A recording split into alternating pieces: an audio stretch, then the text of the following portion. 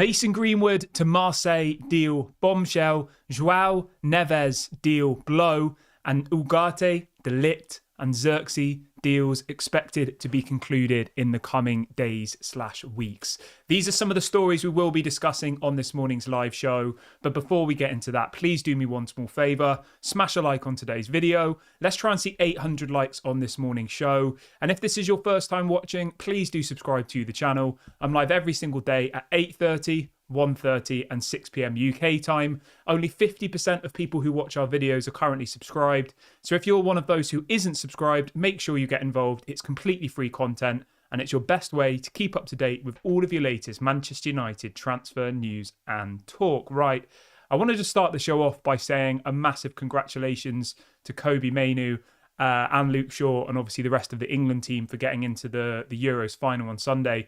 Kobbie Mainoo, what a player. I know us as Manchester United fans love the kid, but I'm just so happy that Kobbie Mainoo is now doing it on the world stage. He absolutely bossed that midfield yesterday against Netherlands. He was unbelievable, absolutely unbelievable. And it's only now that the rival fans are starting to pick up on how good this kid is. 18 years of age, Kobbie Mainoo is. Just let that sink in for a minute.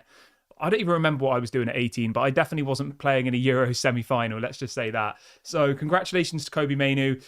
Really good to see Luke Shaw back on the pitch as well. He got 45 minutes against Netherlands yesterday.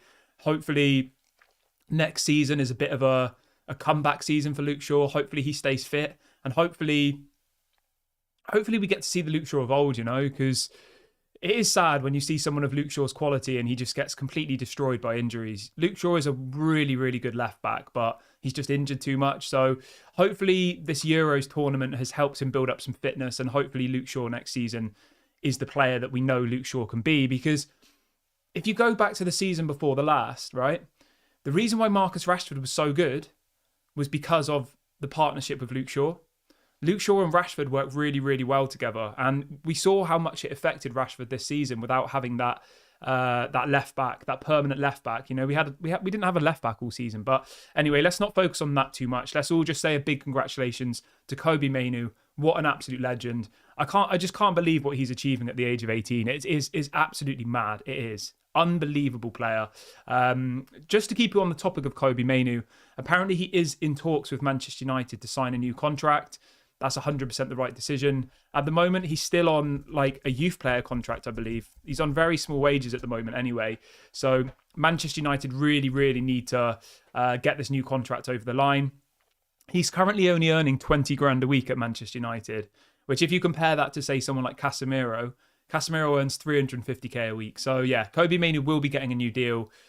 I don't know how much money he'll be earning. I heard that he'll be probably tripling his wage, so it'll be about 60k a week, which will put him on the same kind of wage bracket as Garnacho and Højlund, which I think's fair. You know, he's only 18. Like, you can't put an 18-year-old on 200-300 grand a week. That would be ridiculous, to be honest. So yeah, Kobbie Mainoo, absolute legend. Congratulations to him. Yeah, couldn't be happier for him. I really, really couldn't. I saw a stat earlier on today, right?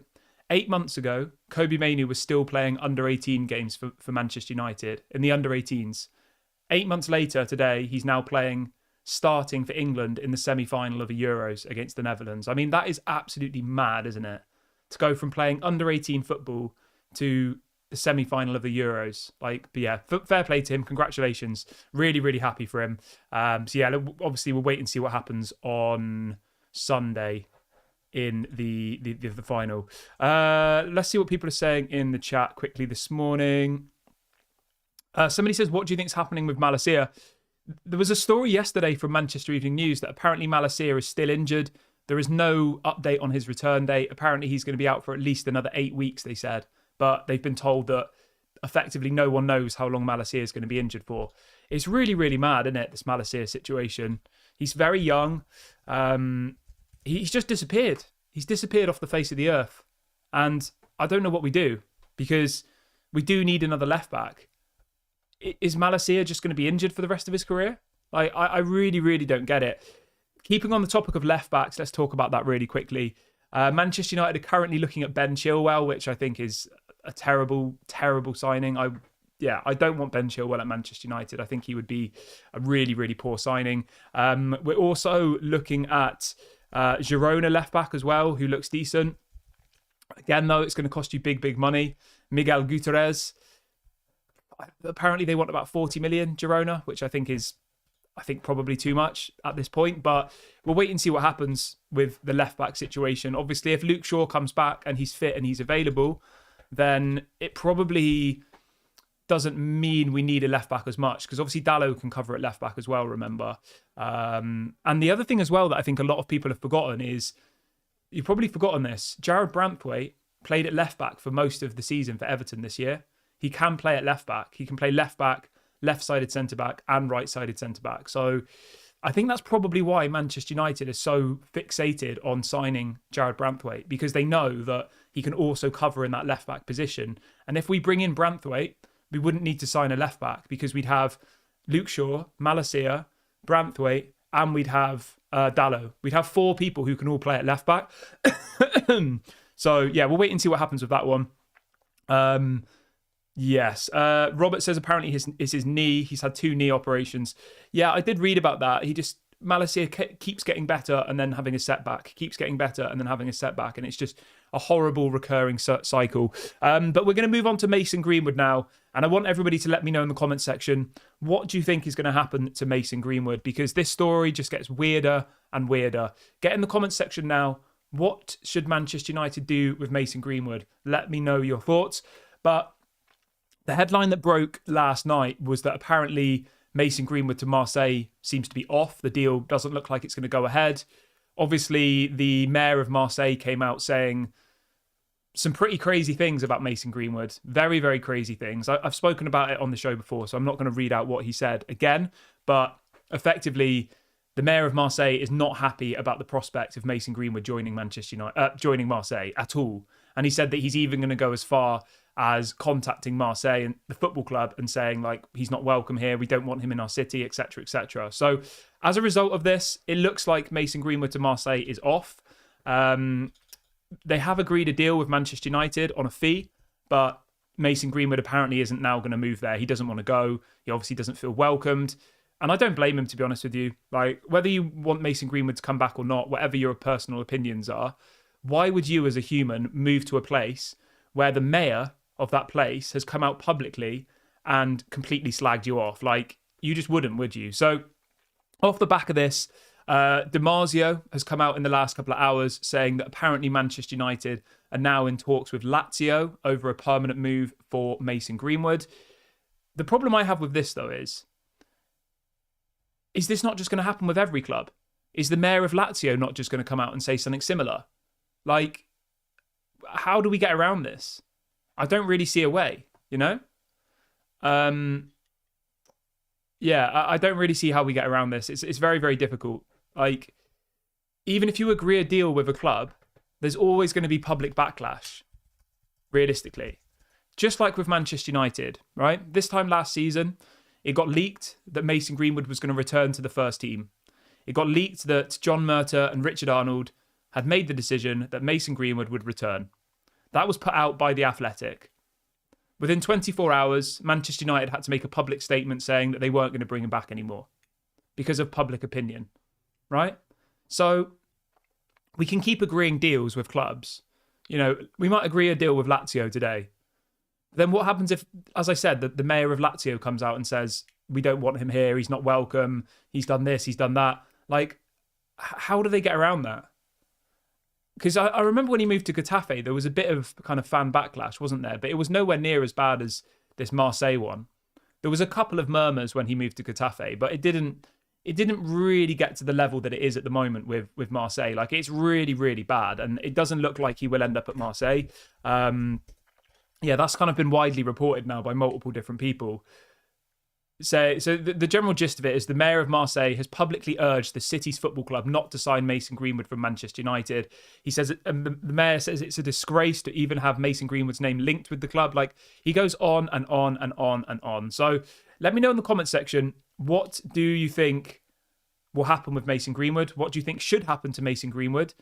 Do you think there's a world where he comes back to Manchester United? Do you think it'll end up being another loan deal? Let me know what you think in the comment section below. Let me know what you guys think. Everyone who's just joined the video, if you could do me a small favor and smash a like, that would be really, really appreciated. We've got over 750 people watching the show live, which is absolutely amazing. I've set a likes target of 800 for today's video, so please make sure you go and do that. And if this is your first time watching, please go and subscribe. We're only one subscriber away from 27,600. So everyone who's watching live right now who isn't currently subscribed, please make sure you go and do that. It's completely free content. It doesn't cost any money. So make sure you get involved. It's your best way to keep up to date with the Man United news. So go and subscribe. Let's hit 27,600 by the end of the video. We're only one away. Go and do that right now.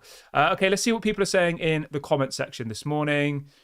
Sunny says, in Italy, the mayors don't have power. In Italy, the fans have power. Okay, fair enough. I mean, is it the same in Marseille, though? I'm not sure. Some people saying Mason Greenwood should come back. Some people saying he should go. Alex says, I think he'll go to Lazio on a cheap deal with a buyback clause and a big sell-on clause. Yeah, maybe. Dean says the Lazio fans are hardcore. The mayor wouldn't dare open his mouth. Fair enough. What else have we got here? Okay, cool. Let's move on from that, though. Let's crack on with the rest of the show and let's talk about João Neves, because there has been a bit of a blow in this potential deal for Manchester United. I'm just going to say, though, from the off, like, João Neves to Manchester United was probably pretty unrealistic. Benfica wanted £100 million for João Neves. We submitted two bids, one for 59 million and one for 65 million, both of which were rejected. And Manchester United are effectively been told by Benfica that either you pay the 100 million or you don't get the player. Now, there is a bit of a twist in this tale. PSG are also in the race to sign João Neves. Apparently, they also submitted an initial bid of £59 million. And the story this morning is that apparently Manchester United's pursuit of Manuel Ugarte has now opened the door for PSG to sign João Neves. It says that Jorge Mendes is the agent in both deals and Neves is PSG's priority target. So effectively what's going to happen by the sounds of it is we will buy Manuel Ugarte from PSG. We'll talk about him in depth in a minute, but just to give you a bit of an overview, Manchester United sign Ugarte and PSG then use that money to then go and buy João Neves. What does everybody think about that? Who would you prefer? I mean, it's a very difficult question to answer because obviously João Neves is 100 million and Ugarte is probably 40 million, you know? So they're not the same amount of money. But let's try and answer that question.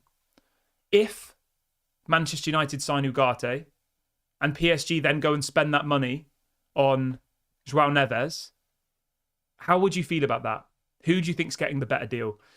I'll be completely honest with you. I still think that spending 100 million on João Neves is a massive risk. And I don't think Manchester United are in a position at the moment to take that kind of risk. I think we need so many players. You know, we arguably need 5, 6, maybe even 7 first-team players, starting players. So for us to go and spend 100 million on one player is a massive risk. And although João Neves looks like an incredible talent, I do think Manuel Ugarte for 40 million is a much safer option. Especially when you, as I said, you consider all of the players we need to bring in this window, you know? So, yeah, let me know what you think in the comment section. How would you feel about Manchester United signing Ugarte and PSG then spending that money on João Neves? Would you be happy about that? Would you be disappointed? Let me know what you think. But yeah, PSG seem to be very, very keen on signing João Neves now. And it does look like once the Manuel Ugarte deal concludes, which we are expecting it to do in the coming days and weeks, they will then go and buy João Neves. It is what it is, isn't it? I don't think there's much we can do about that, to be honest. Like, I don't genuinely believe we have the resources to spend 100 million on one player. Like, it's unrealistic. And I think knowing Manchester United will spend 100 million on João Neves, he'll come and he probably won't do very well and then he'll be called a flop. Because as soon as you have a 100 million price tag on your head, like, you know, it's very difficult, isn't it, to live up to those expectations. Whereas if you think about it realistically, right, you go to PSG, you're playing in the French league, you're probably going to win the league every single season. You've got the best team, you've got the best manager, you've got the best bench, you've got the best reserves. Like, it'll be very difficult for João Neves not to go to PSG and look good, if that makes sense. And PSG spends so much money that 100 million is a drop in the ocean for them. Their highest transfer was 220 million for Neymar. Second highest was Mbappe, 180 million. They bought Kolo Muani last summer for 100 million. I mean, how many times have you heard Kolo Muani's name in this year? I don't think I've heard him being spoken about once, and they spent 100 million on him. Whereas imagine if João Neves came to Manchester United. You can already see Sky Sports making the headlines and doing the comparisons and doing all of these things. You know, he'll be absolutely targeted by the media, and I think it would be probably a bad move for him, to be completely honest. So I'll be happy with Ugarte. I think he'd be a decent signing for £40 million. I think he's decent, but yeah, we'll talk about him in depth in a minute. We've got over 850 people watching live now, which is amazing. If everyone could do me a small favour and smash a like, that'd be really, really appreciated. Let's try and see 800 likes by the end of today's video, and we're still only one subscriber away from 27,600. So if this is your first time watching today, please do make sure to subscribe. Let's hit this next target. I'm live every single day at 8:30, 1:30 and 6, so make sure you get involved. Completely free content. Yeah, get involved and subscribe now. Okay, so let's move on to Manuel Ugarte then, shall we? So a story broke last night from a very reliable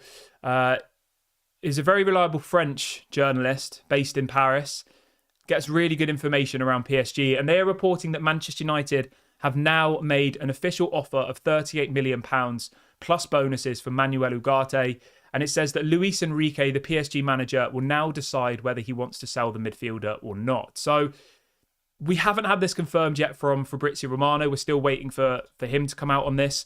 But obviously, we all know that Uruguay got knocked out of the Copa America last night, right? That should really, really help our position now to conclude this deal. We've been effectively waiting, sat on our hands for Uruguay to get knocked out and the Netherlands to get knocked out. And both of those things happened last night, which is amazing, to be honest. I'm really, really happy about that. I know I shouldn't be wishing teams to lose, but we desperately need to make signings. And the two nations that we want to sign players from were still competing in major tournaments, which really slowed down any potential deals, as we all know. So really, really happy about that. Big ups to Alex, who's just gifted a membership to the Daily Red Devil Members Club. Thank you for your support, my friend. I really, really appreciate that. I hope you're doing well. But yeah, how good of a signing do we think Manuel Ugarte is going to be? £38 million plus add-ons. Let me know your thoughts in the comment section below. Remember, PSG paid £50 million for Manuel Ugarte last summer. So I think we're getting a good deal. I really, really do. 23 years of age. He did he did pretty well. Someone's saying that Uruguay didn't get knocked out. I thought they got knocked out last night.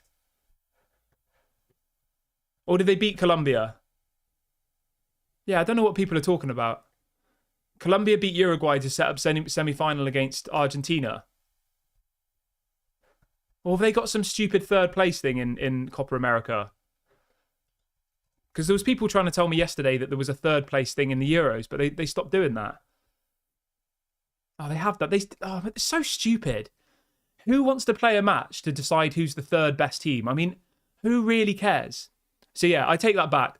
Manuel Ugarte's got to play a stupid third place game on Saturday. I mean, that's just ridiculous. I'm sorry. Like, who would want a third place medal? It's bad enough, isn't it? When you know when you're watching, I don't know, the FA Cup or the Champions League, and they give you a medal for finishing second place, and then the people don't even wear them round their neck. Imagine playing a whole 90-minute game to win a medal that says you've won third place in a tournament. Like, that is just stupid. I'm sorry, absolutely stupid. What a waste of time. Yeah, I didn't realise that they still did that in Copa America. They stopped doing it in the Euros a very, very long time ago. Mila says, what about Amrabat? You thought he would be a game changer and a revolution as well. I mean, Amrabat at the end of the season was a game changer and a revolution. Go and rewatch the performances against Brighton, against Newcastle, against Arsenal in the Man City final in the FA Cup. So yeah, I think Amrabat was a revolution at the end of the season. If anything, if we're going to be completely fair here, Erik ten Hag did not utilise Amrabat correctly. He played him out of position and he didn't give him game time. He favoured Casemiro over him, who had an absolute stinker last season. So I don't think we really gave Amrabat a fair chance. And when he did get his chance, he performed, in my opinion. So, yeah, I don't think the criticism of Amrabat is particularly fair. Justice Jaw says, have you got any updates on Kadioglu? Yes. So in relation to the left-back situation, Manchester United at the moment are prioritising deals for Ugarte, De Ligt and Zirkzee. We should get a De Ligt or a Zirkzee here we go today. I think we'll personally get the here we go for Zirkzee later on today, being completely honest. I think it's coming. In relation to Kadioglu, there is a genuine interest in Fenerbahce left-back Kadioglu. He obviously had a really, really good Euros with the Turkish national team, 24 years of age, available for around 20 to 25 million euros. Apparently, Jose Mourinho is trying to block the transfer, though. So for anybody who's unaware, Jose Mourinho is the new manager of the Fenerbahce team. And apparently he's trying to block the deal. That's what's being reported this morning. They're asking for 25 million euros. Manchester United are willing to pay it. But Jose is not happy to lose what he describes as his star man. We'll wait and see what happens with this one. Obviously, it's going to be difficult to do business with Fenerbahce because Jose Mourinho is the manager. Jose Mourinho is obviously bitter towards Manchester United, that we sacked him, we got rid of him. So yeah, it's not going to be an easy deal to do, I don't think. Obviously, we have somewhat of a relationship with Fenerbahce already. We sold them Fred last summer. Apparently, Jose wants Lindelof.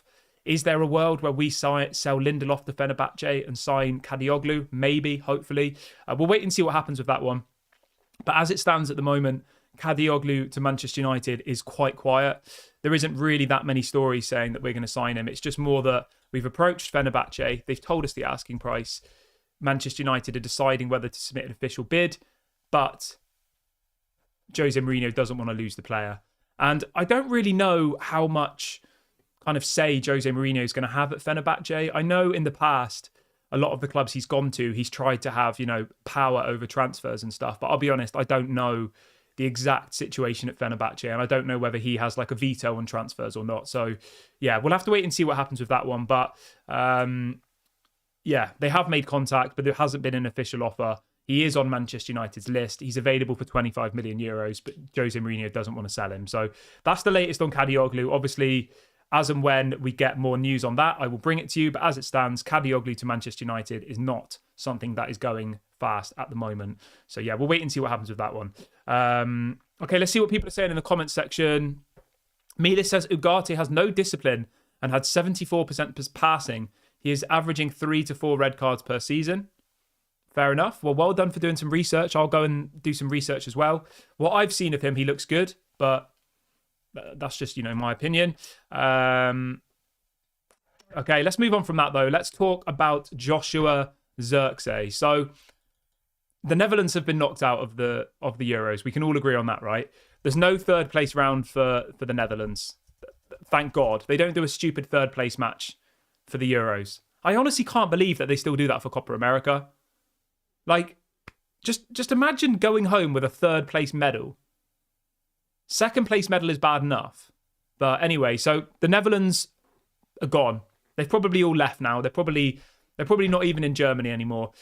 So in relation to Joshua Zirkzee, Fabrizio Romano is reporting that Manchester United are now ready to complete the Joshua Zirkzee deal. No issues, he says. He says the contract will be valid until June 2029 after commissions and salary have already been agreed last week. He says the formal steps with Bologna to follow this week. Whether they'll pay the release clause or different structure is yet to be determined. So we should get the Joshua Zirkzee to Manchester United. Here we go. There is no doubts that this deal will go ahead. He's chosen Manchester United. He's agreed terms. He spoke to Erik ten Hag. He wants to come to Manchester United. Obviously, as I said, now that the Netherlands are out of the Euros, it allows us to go and do the medical. It allows us to do the marketing, the media, the press shots. So that's really, really good. Because our goal has to be getting all of these signings on the flight to America. We play Arsenal on the 28th of July. And we need as many of those players in that team ahead of the first game of pre-season. We have got a pre-season game on Monday, actually, against Rosenborg. But obviously none of these players will be in there. We won't see De Ligt or Zirkzee or any of them on Monday. It's impossible. Like, it just won't happen. They're all going to go off on holiday for a week, apparently, I've been told. So we probably will get the here we go, I reckon, today or tomorrow. And then we'll probably see Zirkzee and De Ligt in Manchester, I imagine, in the next week or so to kind of do the to start training with the team and stuff. We've got over 1,000 people watching the show live now, which is absolutely incredible. Big ups to everyone who is watching and is part of today's show. If you have just joined, please do me a small favor and hit the like button. We are halfway to our 800 likes target, so let's make sure we hit that by the end of today's video. And we are still only one subscriber away from 27,600. Please, somebody who's watching today, subscribe so we can hit that next target and I can stop asking you about it. So yeah, go and subscribe now if you haven't already. Doesn't cost any money, completely free. Get involved. Okay, so that's the latest on Zirkzee. We should get the here we go, I think maybe today, to be honest with you. In relation to De Ligt, apparently Manchester United are now close to agreeing a deal with Bayern Munich. Apparently the deal is going to be worth £42 million, including add-ons, which is perfectly fine. £35 million up front, plus a possible £7 million in add-ons. De Ligt is excited to come to Manchester United. He only wants Manchester United. He doesn't want anywhere else. He rejected PSG last week, which I think is incredible. He spoke to Erik ten Hag. He's been told about the project. And I cannot wait to see De Ligt sign for Manchester United. I can't. So Florian Plettenberg has said this morning that De Ligt only wants to play for Manchester United. He would love to play for Manchester United. Those are the words that Florian Plettenberg, the Sky Sports Germany journalist, has said, which I think is exactly what we need. We want players who want to be here. £43 million. Let's ask people in the poll what they think about that. Are you happy with De Ligt? Let me just get the poll set up, guys. Give me 1 second. Deal 35 mil plus. Okay, so anybody watching the video back on repeat, are you happy with this proposed deal? £42 million for Matthijs de Ligt. It will be £35 million up front, plus £7 million in add-ons. Do you think that's a good deal? Let me know your thoughts in the comment section below. I personally think that is an incredible deal. I really, really do. When you consider what else is available on the market, when you look at the other options, i.e. Jared Branthwaite, I know Branthwaite's English. I know he has a longer contract, people will say, but De Ligt is a better player than Branthwaite. Let's be clear. He is. There's no doubt about it. De Ligt is levels above Branthwaite. Could Branthwaite become better than De Ligt in years to come? Yes, of course he has. He has a high ceiling. But as it stands, at the point of recording this video, De Ligt is a much better player than Branthwaite. And he's available for half the amount of money as Branthwaite. Like, it's a no-brainer for Manchester United. And if we do what people are expecting and sign 2 centre-backs, we're going to be completely revolutionised at the back of our team, So yeah, really, really happy about that. But keeping on the topics of centre-backs, I want to talk a little bit about Lenny Yoro, because we are still waiting, apparently, to hear back from Lenny Yoro about whether he wants to join Manchester United. So the news this morning is that apparently Lenny Yoro has never said that I don't want to join Manchester United. He has not totally said no to Manchester United yet, despite his preference being Real Madrid. So in relation to this one, it's quite simple. Man United have had the bid accepted, £42 million. Real Madrid are not willing to pay anywhere close to £42 million. They've offered £17 million to Lille.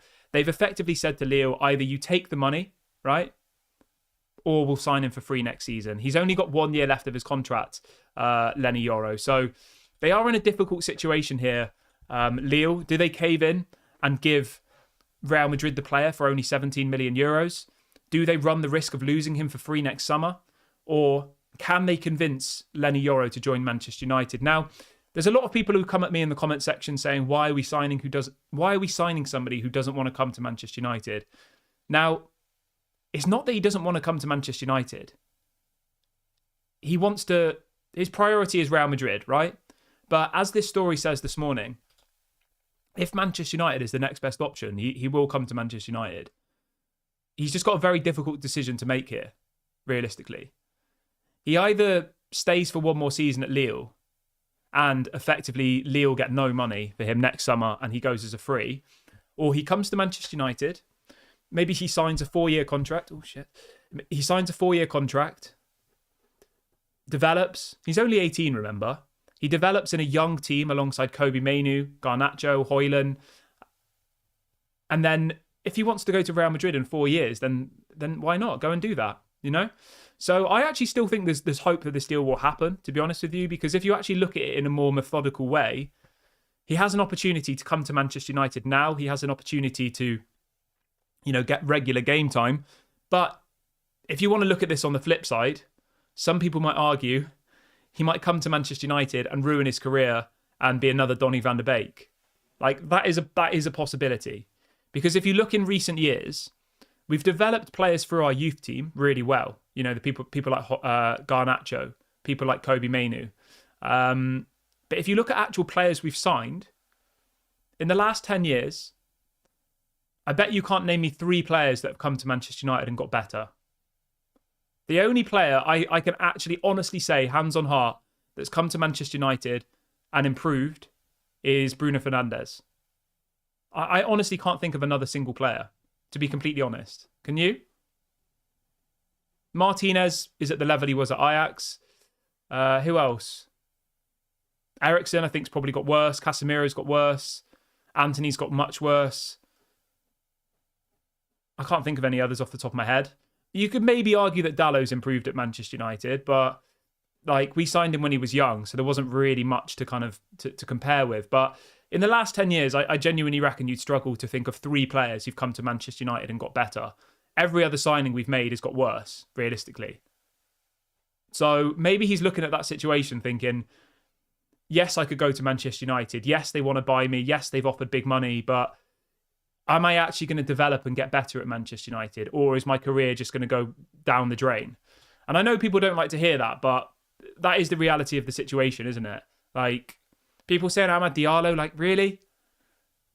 I actually think Amad Diallo's probably been wasted at Manchester United. Amad's like 22 now. He's not young anymore. We signed him when he was young, and he's barely played any football.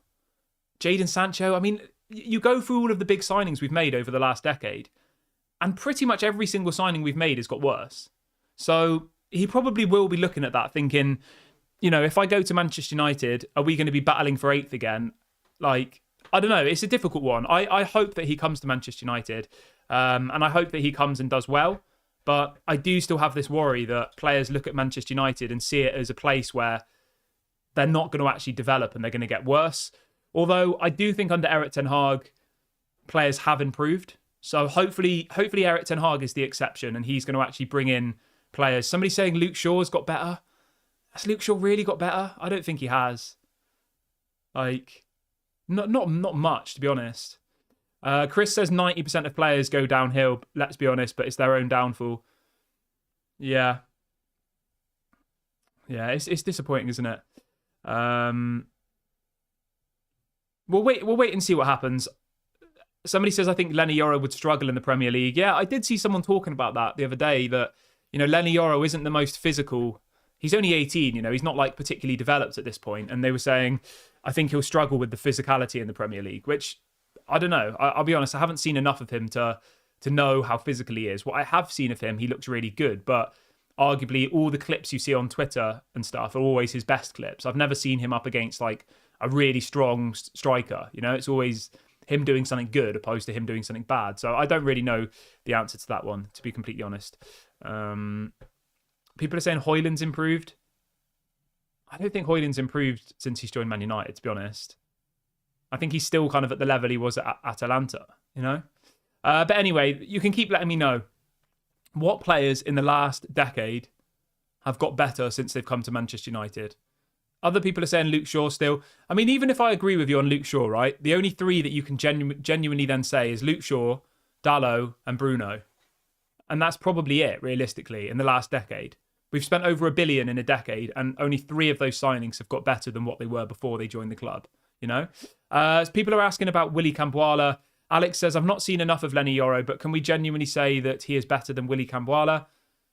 I mean, it's a fair point. It's a very, very fair point. And for anybody who missed the show yesterday, Willy Camboala apparently is refused to sign a new contract at Manchester United. He's got 1 year left of his current deal, and apparently he's not going to be signing a new contract. He wants to leave. There's apparently offers on the table from MLS clubs, La Liga clubs, and also from, I think it was Serie A as well. So it looks like Willy Camboala will probably leave, but I don't blame him, to be honest. Imagine, I said this yesterday, but imagine if you're Willy Camboala, right? People say that the players don't go on the internet, but of course they do. They're not, you know, they all have mobile phones.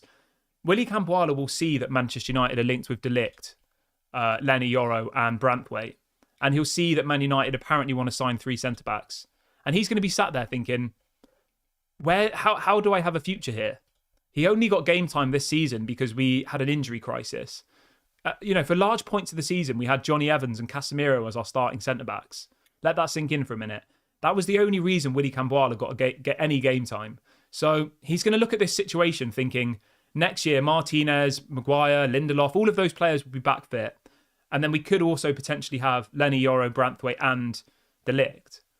There's no way he's going to get any game time. So I don't really blame him, to be honest. And if Manchester United don't think Willy Camboala is good enough to be a starting centre-back, then I guess selling him is probably the best option.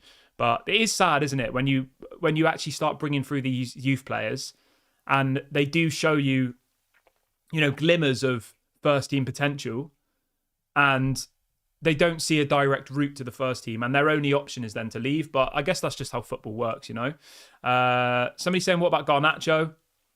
But Garnacho's a youth team player. Obviously, he's improved, but I'm strictly talking about players we've signed, saying that 99% of players Man United signed get worse. They don't improve. Like, I'm not talking about players who've come through the youth academy. I'm talking about signings.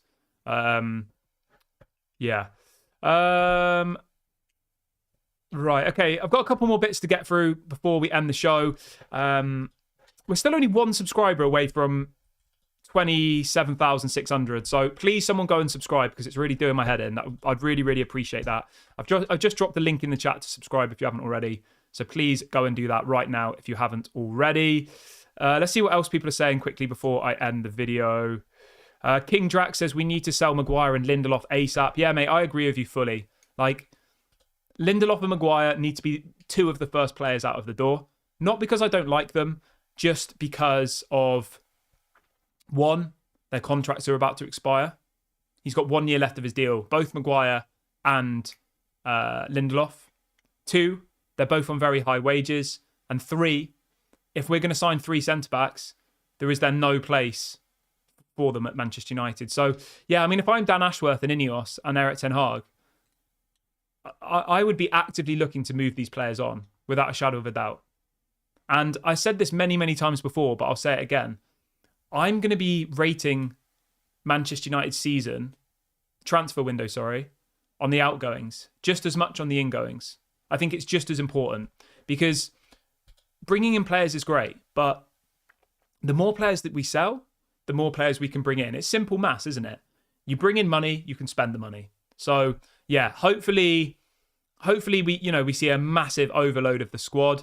Hopefully there's a massive clear out because at the moment it's going quite slowly. At the moment it is just Donny van der Beek who's gone. Mason Greenwood, God knows what's going on with him. It looks like that deal could fall through.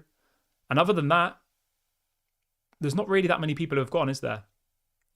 Obviously Varane's left as a free. Martial's left as a free. Like, there has been some players going, but we haven't really sold any of the players that probably need to be sold, have we? Being completely fair. But yeah, let me know what you guys think about that one in the comment section. I'm going to wrap the video up here. It's been an amazing show this morning. As always, we had over 1,000 people watching the show live, which is absolutely incredible. Thank you so much to everyone who's joined me on today's video. Please make sure to do me a favor before you leave. Hit the like button. It's completely free content. That's your way of saying thank you for today's show.